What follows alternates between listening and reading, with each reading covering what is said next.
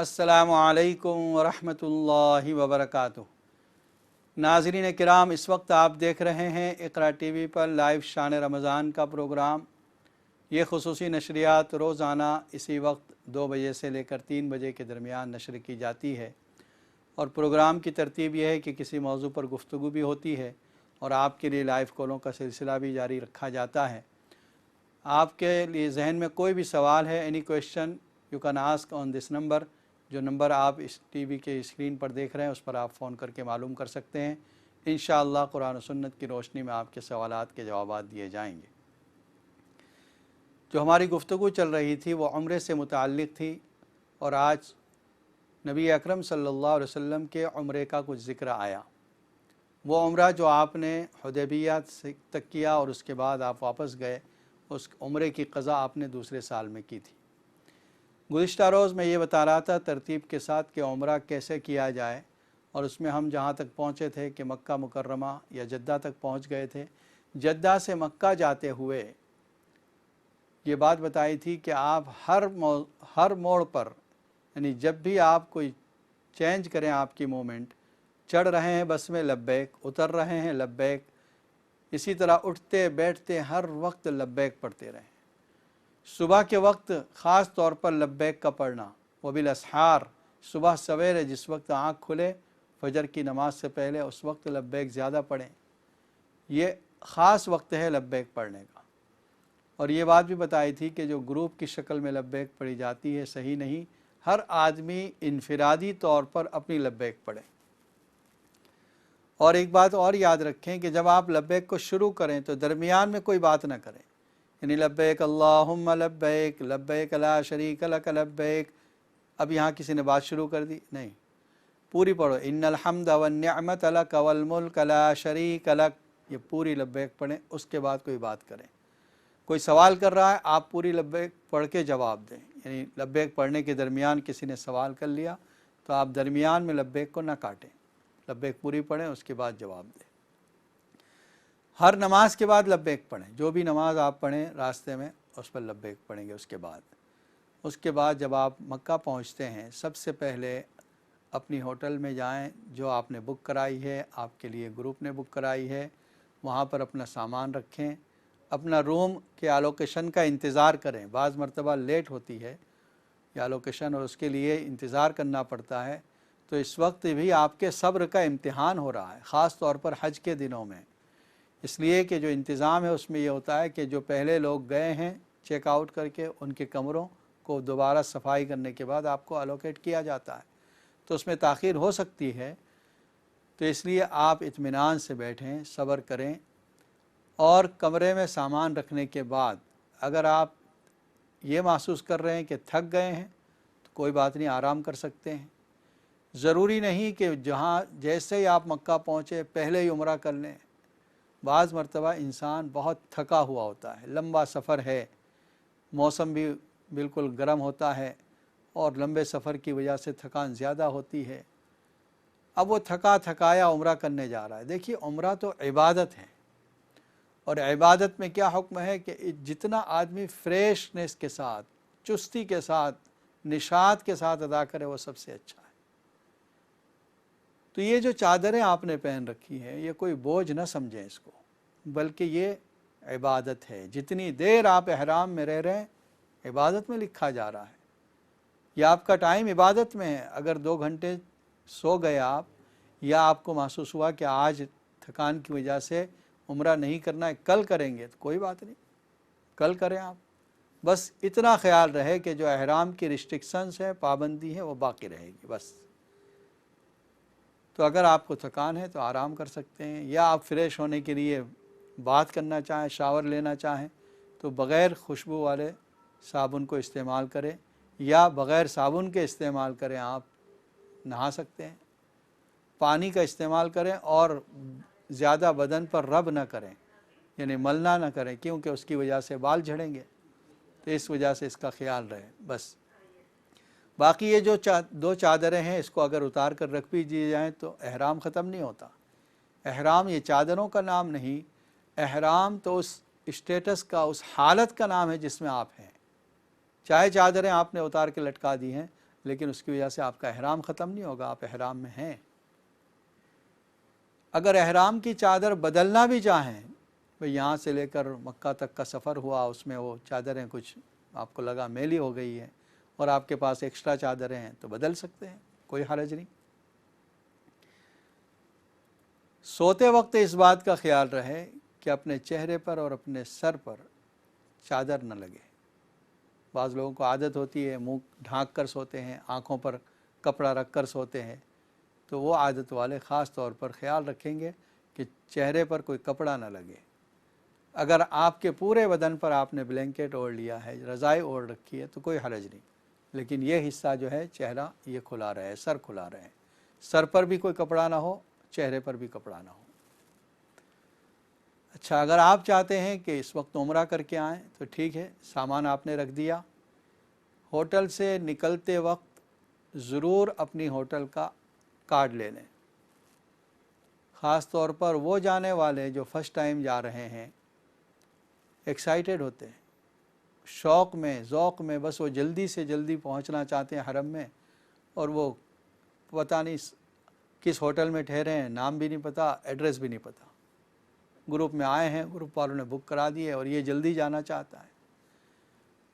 اس لیے first timer جو ہیں ان کو چاہیے کہ خاص طور پر اپنی ہوٹل کا کارڈ ساتھ میں رکھ لیں، اور اگر فیملی ہے آپ کے ساتھ سب کو دے دیں، بچے ہیں ان کے گلے میں ٹانگ دیں یہ کارڈ، تاکہ پتہ چلے کہ یہ بچہ اس ہوٹل میں ٹھہرا ہوا ہے۔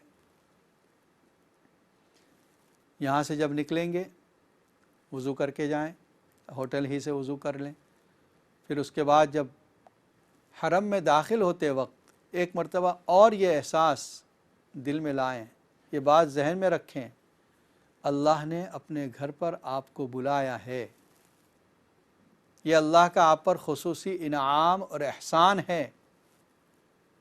دنیا میں بہت سے ایسے لکھ پتی، کروڑ پتی، ملینر لوگ ہیں جو باوجود مال ہونے کے آج تک حاضر نہیں ہو سکے اس دربار پر، اللہ کے گھر کی حاضری ان کو میسر نہیں ہوئی، تو یہ اللہ کا انعام خصوصی سمجھ کر پھر وہاں اس بات کو ذہن میں لائیں کہ اللہ نے مجھے اپنے دروازے پر، اپنے گھر پر بلایا، یہ بہت بڑا احسان ہے۔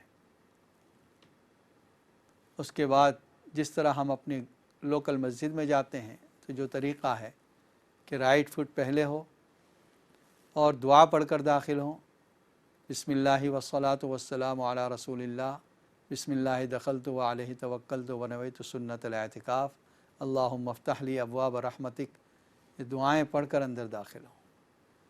بہتر ہے کہ جوتوں کے لیے کوئی الگ بیگ آپ رکھ لیں، اس میں اپنے جوتے ڈال دیں، چپل ڈال دیں۔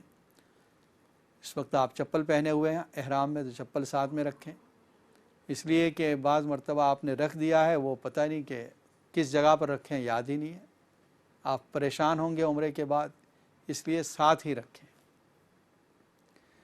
جس وقت حرم میں داخل ہوں عمارت میں، نگاہیں نیچی کر کے داخل ہوں، پھر وہ احساس دل میں لائیں کہ اللہ کتنا گنہگار بندہ ہوں میں، تو نے یہاں حاضر ہونے کی توفیق عطا فرمائی ہے، اللہ تیرا شکر ہے، تیرا احسان ہے۔ اس احساس کے ساتھ قصور کا اعتراف کرتے ہوئے نگاہیں نیچی رکھ کر داخل ہوں، اور پھر جس وقت ایسی جگہ پر آپ پہنچ جائیں جہاں سے ڈائریکٹ خانہ کعبہ نظر آتا ہے تو آپ تھوڑا سائڈ پر آ جائیں، جس روٹ سے، جس راستے پر چل رہے ہیں لوگ ان کو تکلیف نہ ہو، سائڈ پر آ جائیں، خانہ کعبہ کو دیکھیں۔ اس وقت کیا پڑھنا ہے؟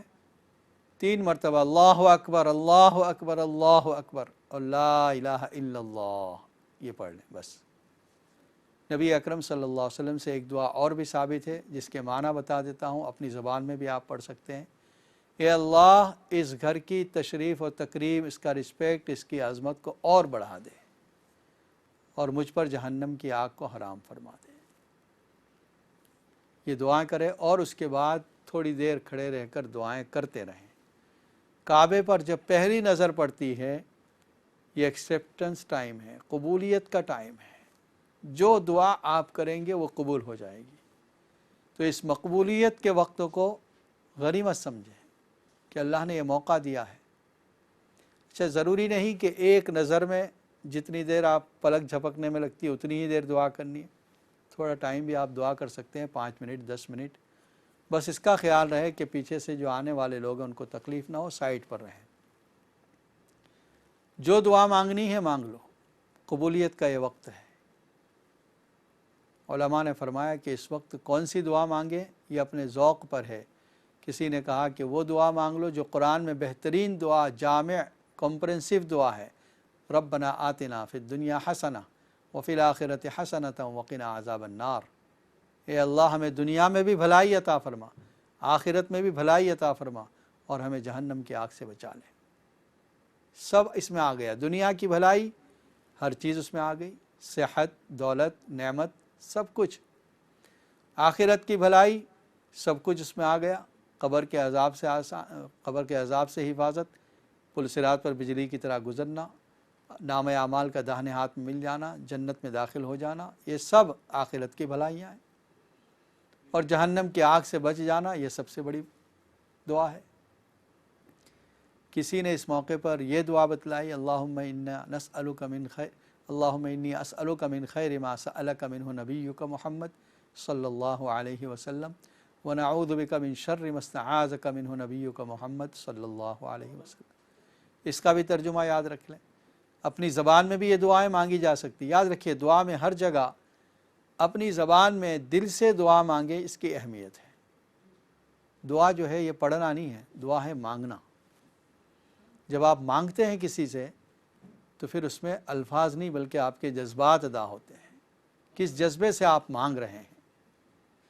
تو اس کا ترجمہ ہے، اے اللہ میں آپ سے مانگتا ہوں وہ تمام خیر جس کا نبی صلی اللہ علیہ وسلم نے تجھ سے سوال کیا، اور میں تجھ سے پناہ چاہتا ہوں ان تمام برائیوں سے، شرور سے جن سے نبی صلی اللہ علیہ وسلم نے پناہ مانگی۔ سب کچھ کمپرینسو آ گیا اس میں، تمام خیر آپ نے مانگ لی اور تمام شر سے پناہ مانگ لی۔ ایک بزرگ نے یہ کہا کہ اس موقع پر یہ دعا مانگ لو کہ اللہ اس سفر میں، مکہ میں، مدینے میں، عرفات میں، منی میں، مزدلفہ میں، جہاں جہاں جو بھی دعا مانگوں سب کو قبول فرما لے۔ یہ بھی دعا مانگی جا سکتی۔ کسی نے اس سے آگے بڑھ کر کہا کہ یہ دعا مانگ لو کہ اللہ پچھلی زندگی میں جتنی دعائیں مانگی وہ بھی، اور آئندہ زندگی میں جتنی دعائیں مانگو ان سب کو تو قبول فرما لے۔ کسی نے کہا کہ یہ دعا مانگ لو کہ اللہ اس حاضری کو آخری حاضری نہ بنا، بلکہ بار بار تیرے گھر کی حاضری مقدر فرما تاکہ بار بار دعائیں مانگنے کا موقع ملتا رہے۔ تو خیر اپنے ذوق کے مطابق جو آپ کو مناسب لگے وہ دعائیں مانگ سکتے ہیں، اپنے لیے، اپنے رشتہ داروں کے لیے، دوست و احباب کے لیے، پوری امت کے لیے دعائیں مانگیں۔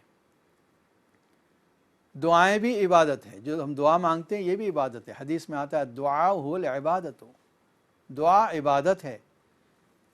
اور سورہ غافر میں اللہ فرماتے ہیں وقال ربکم ادعونی استجب لکم ان الذین یستکبرون عن عبادتی سیدخلون جہنم داخرین۔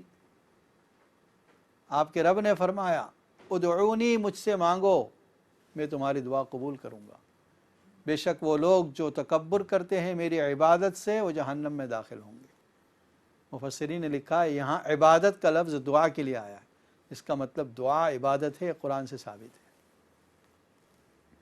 اور دعائیں رد نہیں ہوتی، جو بھی مانگ رہے ہیں آپ کہیں نہ کہیں کسی نہ کسی شکل میں وہ آپ کو اس کا بدلہ مل رہا ہے دعاؤں کا۔ تو دعائیں مانگیں، یہ مانگنے کا وقت ہے۔ آپ اللہ کے گھر کے پاس کھڑے ہیں، اللہ کی رحمتیں وہاں نازل ہو رہی ہیں، آپ اس رحمت کے شاور میں، آپ اس رحمت کی بارشوں میں ہیں۔ اس کے بعد آپ بڑھیں گے خانہ کعبہ کی طرف، حجر اسود کی طرف۔ مرد حضرات یہ کریں گے کہ جو احرام ہے تو اوپر کی چادر کو بغل کے نیچے سے، رائٹ سائڈ کے نیچے سے نکال کر دونوں کناروں کو لیفٹ شولڈر پر ڈال دیں گے، بائیں کندھے پر ڈال دیں گے۔ اس کو استواء کہتے ہیں، اور یہ استواء صرف طواف کے دوران رہے گا۔ یاد رکھیں مرد حضرات، صرف 7 چکر جو طواف کے ہیں اسی میں رہے گا۔ جیسے ہی وہ 7 چکر ختم ہوتے ہیں پھر یہ استواء ختم ہو جائے گا اور نارمل دونوں کندھوں پر چادریں آ جائے گی۔ بعض لوگ پورے طواف میں، سعی میں، اسی طرح حج میں باہر بھی اسی رکھتے ہیں کندھے کو جو ننگا رکھتے ہیں، یہ صحیح نہیں ہے۔ کندھے کو ہر وقت چادر سے ڈھانکنا ہے، صرف اس طواف کے وقت میں 7 چکر، اس کو استوا کہتے ہیں۔ استوا کر کے آپ یہاں پہنچیں گے جو حجر اسود کی لائن ہے، جس کارنر پہ حجر اسود ہے اس کارنر پر آ کر 2 عمل ہیں، ایک استقبال ہے اور ایک ہے استلام۔ جس وقت بالکل آپ کارنر پر پہنچیں تو کوشش کریں کہ دایاں جو کندھا ہے، رائٹ شولڈر، وہ حجر اسود کی لائن میں آ جائے۔ اس وقت آپ استقبال کریں گے اور جس طرح نماز کے لیے تکبیر کہتے ہیں، بسم اللہ اللہ اکبر، یہ کہیں گے، ہاتھ چھوڑ دیں گے، یہ ہو گیا استقبال۔ اور اس کے بعد دوسرا عمل ہے استلام۔ استلام اصل تو یہ تھا کہ حجر اسود کو چوم کر بسم اللہ اللہ اکبر پڑھ کے چومتے اور وہاں سے پھر طواف شروع کرتے، لیکن یہ مشکل ہے، اور ویسے بھی اگر موقع بھی ملے تو آج کل چونکہ اس پر خوشبو بہت لگائی جاتی ہے، تو احرام کی حالت میں اگر آپ نے ہاتھ لگا لیا تو خوشبو والا ہاتھ ہو جائے گا، دم لازم ہو جائے گا، اس لیے ہاتھ نہ لگائیں۔ دوسرا طریقہ، جو لوگ وہاں ہاتھ نہیں لگا سکتے، دوسرے نمبر پر کسی چیز کو وہاں ٹچ کرنا، حجر اسود کے پاس نبی اکرم صلی اللہ علیہ وسلم نے اپنی لکڑی کو ٹچ کیا، عصا کو، اور اس کو کس کر لیا بسم اللہ اللہ اکبر کہتے ہو۔ اور تیسرا درجہ جس کو اشارہ کہتے ہیں، جو ہم عام طور پر سبھی کرتے ہیں، کہ حجر اسود کی طرف دونوں ہاتھوں کو رکھ کر یوں محسوس کرنا کہ میرے ہاتھ حجر اسود پر ہیں، بسم اللہ اللہ اکبر، اور پھر چوم لینا، آہستہ سے چومنا، اس کی آواز نہ نکلے، ورنہ بہت سے لوگ ہیں، ہزاروں لاکھوں، سب کی ایک آواز نکلے گی، شور ہو جائے گا۔ جس وقت آپ نے استلام کر لیا، اشارہ کر لیا حجر اسود کی طرف، اس کے بعد رائٹ ٹرن ہو جائیں گے۔ آپ حجر اسود کو دیکھ رہے ہیں، رائٹ ٹرن ہوں گے تو آپ کا لیفٹ شولڈر جو حجر اسود کی طرف جا رہے گا۔ نارمل تمام کاموں میں اسلام میں دائیں طرف کو اہمیت دی گئی، رائٹ سائڈ، مسجد میں داخل ہوتے وقت رائٹ فٹ، گھر میں داخل ہوتے وقت رائٹ فٹ، لیکن طواف کے وقت الٹا گھمایا جا رہا ہے، جس کو اینٹی کلاک وائز کہتے ہیں۔ کلاک وائز یہ ہوتا کہ آپ کا رائٹ خانہ کعبہ کی طرف رہتا، سیدھا ہاتھ خانہ کعبہ کی طرف رہتا، لیکن یہاں اینٹی کلاک وائز گھمایا جا رہا ہے کہ آپ کا لیفٹ جو ہے وہ خانہ کعبہ کی طرف ہے۔ اس کی وجہ یہ ہے کہ ہر انسان کا دل اس کے لیفٹ سائڈ پر ہے۔ آپ کا دل طواف کے دوران خانہ کعبہ سے زیادہ قریب رہے گا، اس پوزیشن میں جب اینٹی کلاک وائز گھومیں گے تو آپ کا دل، قلب جو ہے وہ خانہ کعبہ سے قریب رہے گا، اس وجہ سے یہ حکم دیا گیا ہے۔ اب آپ جو طواف کریں گے اس ایک چکر میں 2 حصے ہوں گے، ایک حصہ حجر اسود سے لے کر رکن یمانی تک، یعنی 1 2 تیسرے کارنر تک، اس حصے میں آپ ذکر کر سکتے ہیں، دعائیں کر سکتے ہیں، اللہ سے کچھ بھی مانگیں، آپ اپنی زبان میں بھی مانگ سکتے ہیں۔ سب سے افضل جو ہے وہ دعا کرنا ہے، یا ذکر کریں یا قرآن پڑھیں، قرآن بھی پڑھ سکتے ہیں، باتیں نہ کریں، اگرچہ بات کرنا جائز ہے، حدیث میں اجازت دی گئی، لیکن فرمایا لا تکلم الا بخیر، خیر کی بات کریں، نیکی کی بات کریں، کوئی مسئلہ ہو، کوئی دینی بات ہو تو کریں، دنیا کی باتیں نہ کریں۔ اور جب رکن یمانی پر پہنچے، وہاں سے لے کر حجر اسود، اس کے درمیان ایک خاص دعا ثابت ہے، ربنا آتنا فی الدنیا حسنہ وفی الآخرۃ حسنۃ وقنا عذاب النار، یا عزیز و یا غفار یا رب العالمین، اللہم اجرنا من النار یا مجیر یا مجیر۔ یہ جو دعا ہے یہ خاص ایک دیوار میں، یعنی رکن یمانی سے حجر اسود تک یہ دعا ہے۔ اچھا، شروع میں جو 3 چکر ہوتے ہیں اس میں مرد حضرات کیا کریں گے؟ رمل کریں گے۔ رمل کا مطلب ہوتا ہے تھوڑا اکڑ کر چلنا، پنجے جو پیر کے ہیں صرف پنجے رہیں گے اور باقی پیر کو اٹھا رکھیں گے اور سینہ تان کر چلیں گے، جس طرح پہلوان چلتا ہے، بس۔ اس کی حکمت کیا ہے؟ وہ جو عمرۃ القضاء میں نبی اکرم صلی اللہ علیہ وسلم حدیبیہ کے بعد دوسرے سال میں آئے تھے، اس موقع پر مشرکین نے یہ بات کہی کہ یہ لوگ تو مدینہ کی آب و ہوا، کلائمیٹ ان کو راس نہیں آیا، سب کمزور ہو گئے ہیں، اب یہ لڑ بھی نہیں سکتے۔ نبی اکرم صلی اللہ علیہ وسلم نے حکم دیا کہ پہلوانوں کی طرح چل کے بتاؤ، تاکہ ان کو پتہ چلے کہ ابھی بھی دم خم باقی ہے مسلمانوں میں۔ 3 چکروں کے اندر یہ رمل کیا جاتا ہے اور اس کے بعد رمل نہیں کیا جاتا، نارمل اسپیس میں چلتے ہیں۔ 7 چکر ہونے کے بعد، اچھا ہر چکر کے ختم پر پھر حجر اسود یا تو پورا مڑیں یا صرف ایک طرف ایک ہاتھ سے اشارہ کریں بسم اللہ اللہ اکبر، اور طواف کے دوران خانہ کعبہ کو نہ دیکھیں۔ ویسے دیکھنا عبادت ہے، لیکن طواف کے دوران نیچے دیکھ کر چلتے رہیں، یہ عبادت ہے۔ انشاءاللہ یہ سلسلہ گفتگو جاری رہے گا، اور جو ابھی عمرے کا طریقہ، حج کا طریقہ ہے، تفصیل سے بیان کیا جا رہا ہے۔ اس وقت آپ دیکھ رہے ہیں اقرا ٹی وی پر شان رمضان کا خصوصی پروگرام۔ انشاءاللہ آئندہ کل پھر ملاقات ہوگی۔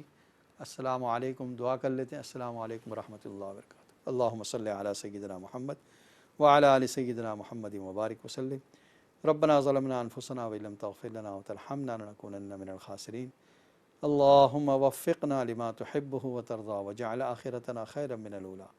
اللہم انا نسألک العفو والعافیہ والمعافاة الدائمہ فی الدین والدنیا والآخرہ۔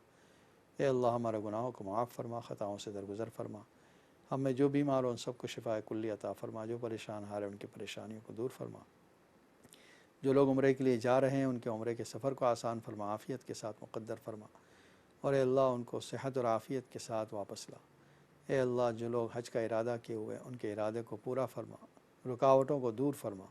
نبی اکرم صلی اللہ علیہ وسلم نے جتنی خیر کی دعائیں مانگی ہمارے لیے مقدر فرما، جتنے شرور سے پناہ مانگی ان سب سے ہماری حفاظت فرما۔ ہماری دعاؤں کو محض اپنے فضل و کرم سے اور نبی اکرم صلی اللہ علیہ وسلم کے صدقے و طفیل میں قبول فرما۔ سبحان ربک رب العزت عما یصفون وسلام علی المرسلین والحمد للہ رب العالمین۔ السلام علیکم ورحمۃ اللہ وبرکاتہ۔